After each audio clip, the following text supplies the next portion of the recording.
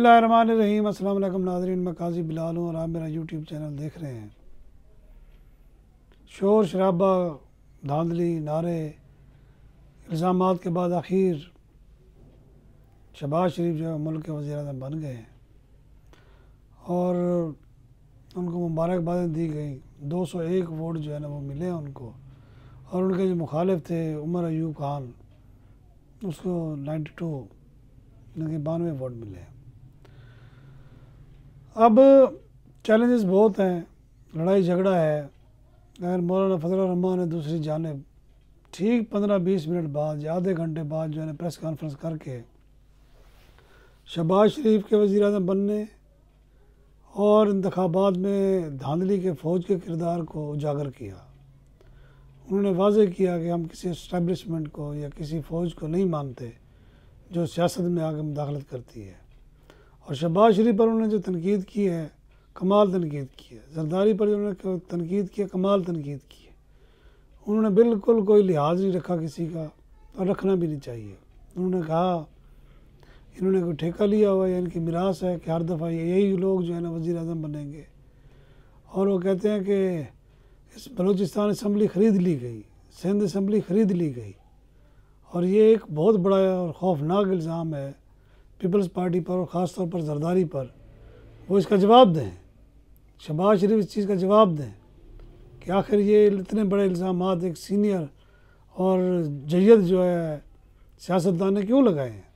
दूसरा उन्होंने एक और बात की कि मेरा दिल तो करता है कि मैं महमूद खान अचकज़ई को वोट दूं, लेकिन पार्टी आड़े आ जाती है कि मैंने पार्टी की बात माननी है।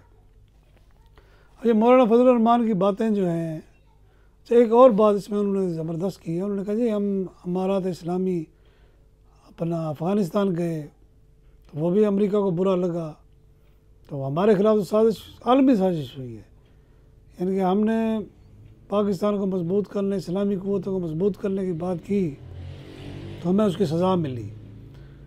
और इसी तरह उसके थोड़ी देर बाद अमीर जमात इस्लामी सिराजुल हक भी प्रेस कॉन्फ्रेंस कर दी। उन्होंने भी यही कहा। उन्होंने तो सीधा सीधा कह दिया कि चीफ इलेक्शन कमिश्नर इस धांधली का ज़िम्मेदार है और वही मुलव्वस है इसमें, और उसको जो है ना फौरी तौर पर इस्तीफ़ा देना चाहिए। अब ऐसी बातें होने के बाद ना चीफ इलेक्शन कमिश्नर इस्तीफ़ा देना है, ना देगा, और ना जो पार्लियामेंट बन गई है जिस पर तनकीद की जा रही है मौलाना फजल रहमान की तरफ से जरदारी के करैक्टर पर या शहबाज शरीफ के करैक्टर पर, उन्होंने भी कुछ नहीं करना।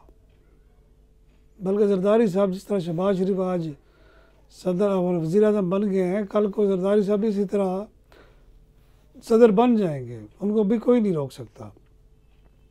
बहरहाल शोर शराबे में असम्बली का इजलास हुआ और शदीद खौफनाक नारेबाजी हुई। नवाज शरीफ जो है वो बड़े सहमे हुए बैठे थे। साफ ज़ाहिर है उनका भाई वज़ीर-ए-आज़म बन रहा है तो वो भी उन्हीं की आशीर्वाद से बन रहा है। बहरहाल उन्होंने अच्छा किया कि आखिरी उम्र में जलालत से बच गए। बहरहाल जलालत जो है वो इस तरह के बहानों से तो नहीं टाली जा सकती, वो तो किरदार से टाली जा सकती है।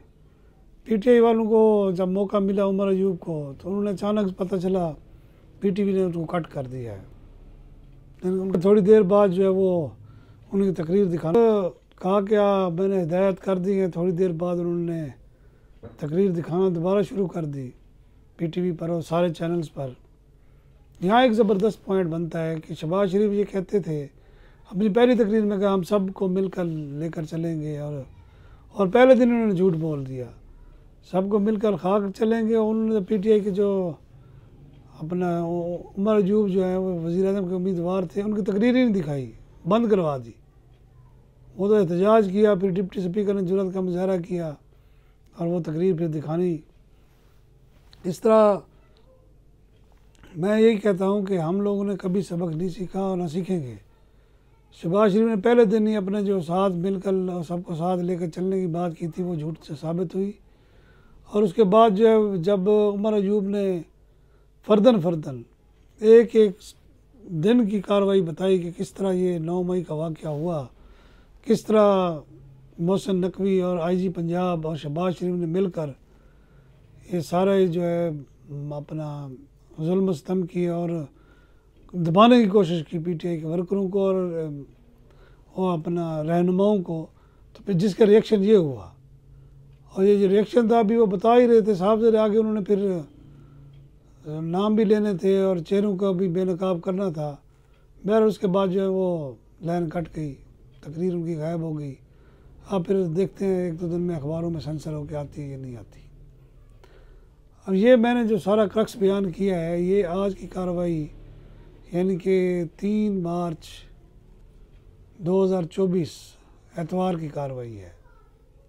एतवार वाले दिन स्पेशल जो है इजलास हुआ, वज़ीर आज़म बने, उनका नोटिफिकेशन भी हो गया, उनको प्रोटोकॉल भी मिल गया और वो वज़ीर आज़म हाउस भी पहुंच गए।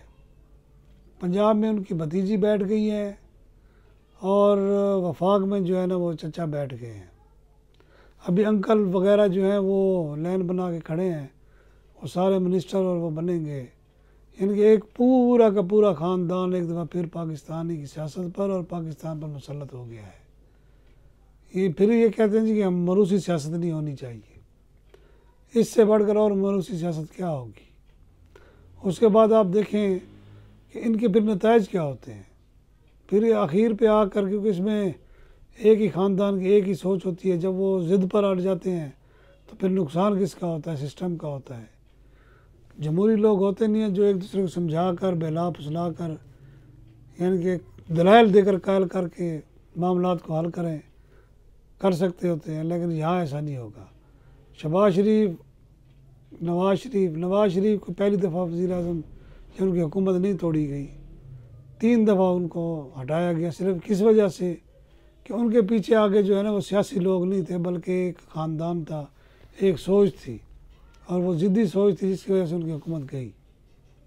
बहरहाल अभी जो हुकूमत बनी है वेट एंड सी वाली बात है कि देखते हैं कि किस तरह आगे बढ़ती है, क्योंकि इस वक्त जो पीटीआई का ज़ोर था, जहाँ उन्होंने कोशिश की थी, वो हर तरफ से नाकाम बना दी गई है।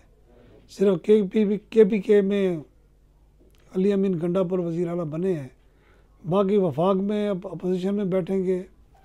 अब मुस्बत अपोजिशन करके हुकूमत को टफ टाइम दे सकते हैं, लेकिन अगर इसी तरह बैठकर वक्त पास करना है, असम्बली को अहमियत नहीं देनी, तो वो याद रखिएगा ये हुकूमत भी ना सिर्फ मुल्क को बुरहान में डाल के जाएगी बल्कि मुल्क का नुकसान करके जाएगी। अभी ज़रूरत इस चीज़ की है कि असम्बली अगर बन गई है, वोट दिए हैं, या तो देते ना बाईकाट कर देते, तो इलेक्शन कमीशन को चाहिए कि वो कम से कम जो है मेरिट पर अपने फैसले करे और अदलिया पर जो इल्ज़ामात लग रहे हैं उसकी भी वजाहत करे। जरदारी साहब और शहबाज शरीफ पर जो आज इल्ज़ामात लगाए हैं मौलाना फजलुर रहमान के, उनके भी जवाबात दिए जाने चाहिए। इजाज़त चाहूँगा। अल्लाह हाफ़िज़।